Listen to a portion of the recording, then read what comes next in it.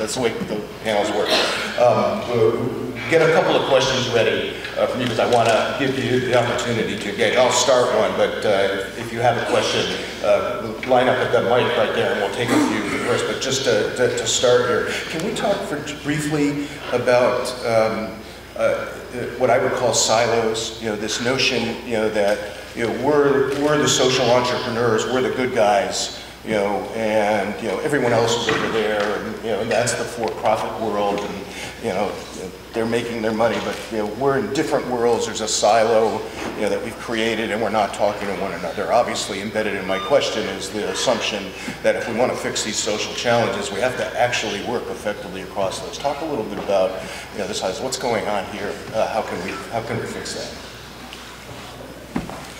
In that Fixing the Future film, there's an interesting moment, I think, for me, out in Bellingham, Washington, where the Business Alliance for Local Living Economies, BALI, an outfit that's in at least 100 places in the US, but has firm roots in Bellingham,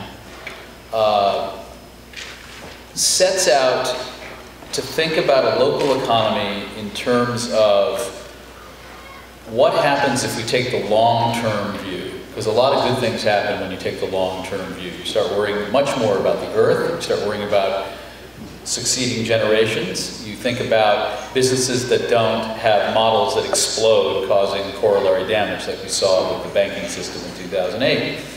And when you go to Bellingham, it's not just a bunch of hippies. It's the business community as well. It's social entrepreneurs, it's workers, it's co-ops, it's environmentalists. And they've broken down these silos. The silos are interesting. I was thinking about them the other day when I saw a comment. Someone was upset in an op-ed piece about New York Times columnist Paul Krugman. They were really annoyed that he was such a liberal on something. And they said, how can he call himself an economist? By the way, he has the Nobel Prize in economics, so he can call himself an economist. But I think implicit in the criticism is a real economist would believe certain things about the economy that the critic believes and didn't want another accomplished person with economic skills to have. There's a sense that there is a kind of traditional or conservatism implicit in being an economist, and there are people who think that engaging in entrepreneurial ventures, engaging in the world of business, thinking about the economy, thinking about economic development, bring with it a subset of politics.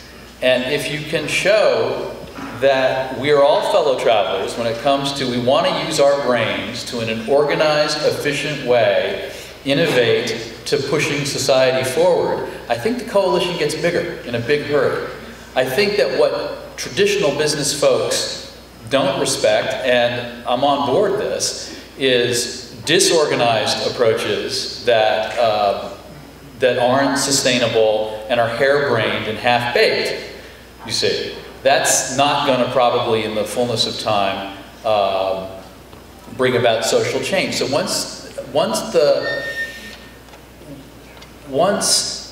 the argument is made successfully, like they have in Bellingham, that we're pushing in the same direction and we have to come at it from different points of view, and that there is rigor to what is being proposed, that there are measurable results, I think suddenly the vocabulary is such that these silos start to break down in, I think, useful ways. Yeah, I think that's good. John, do you want to comment on that? Sure, sure. Yeah, I come at it from the other side, and the silo of the do-gooder, and how if you say, yeah, I want to create positive change in the world, you assume that synaptic pathway in my brain goes right to a file folder full of, pro bono, nonprofit, Teach for America, Habitat for Humanity, right? You're in that file folder. That file folder has no money in it, right? And so I think Like, why? So if you think of, I want to address, energy or education or water, right? These are the most important things you could possibly do. They should be the highest compensated, not the least, right? And so my business partner and I, we think these are giant markets, right? There's money to be made, new ingenious solutions. I've spent my career in Silicon Valley, and I see how creative young people with ideas, those things can blow up almost instantaneously. I've been involved in Facebook from the very beginning, and I've just seen how that basically there was a social mission at the core if you talk to Zuckerberg, right? And it's now this huge global corporation, right? So that's kind of what we're saying. We're just trying to flip it around to, there are huge opportunities. You can embed those with a social mission that creates a more positive world, and you should be able to make a ton of money. The more money, the better. So we're trying to reframe it that way. I think that's an important reframing. I focus a lot on business models. And when I talk with people that self-identify with the quote-unquote social sector, I think this is changing a little bit, but I've often run into we're not a business. Don't talk to me about a business model or a way to create, deliver, and capture value. And I'm taken aback by that because, I hate to break the news, but every organization has a business model, whether it's for a social purpose or not. And I think given a lot of the pressure on traditional social enterprises right now, there's all of a sudden a big interest in, teach us how to design, prototype, and test a new business model. And it's no different in the social sector than it is in any other sector. So I think we're getting better at that, but I think we have more work to do here. I think we still, I think in some respects are our own worst enemy, right? Because we think our job is to advocate for social sector and social enterprises, right? Because we're fighting for space and part of the conversation. I think we should reframe that and change our behavior.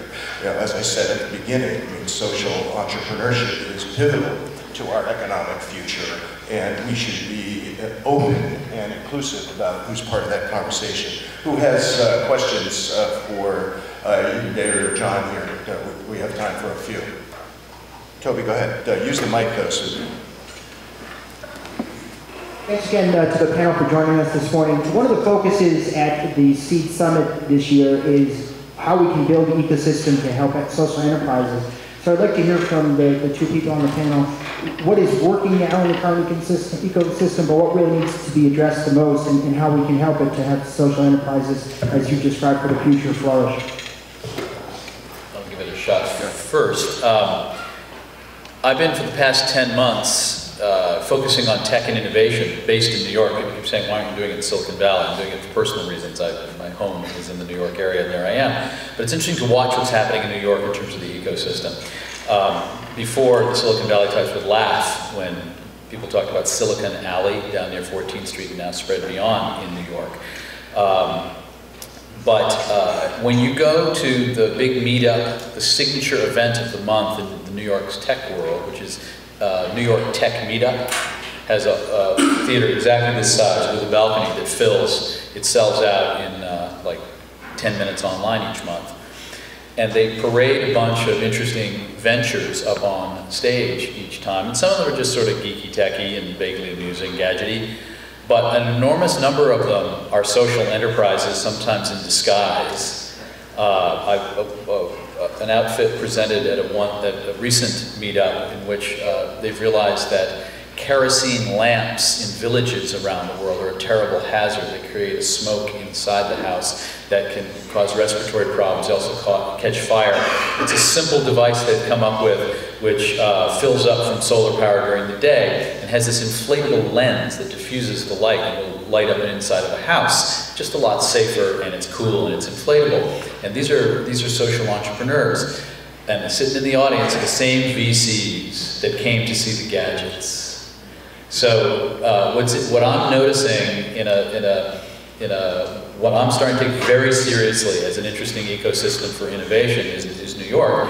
And it's the money in the room is also not discriminating against the social entrepreneurs. They're seeing them in the same way that they would see Facebook or some other simply digital, not simply, but digital device. And I don't think that's, I mean, we can discuss amongst ourselves. I don't think that's selling out. I think that it's finally people realizing, some of those investors who could really help these outfits scale, that this needs to be on their radar front and center. And that it's the same creative minds that are doing the digital stuff who are also doing digital social enterprises and non-digital social enterprises.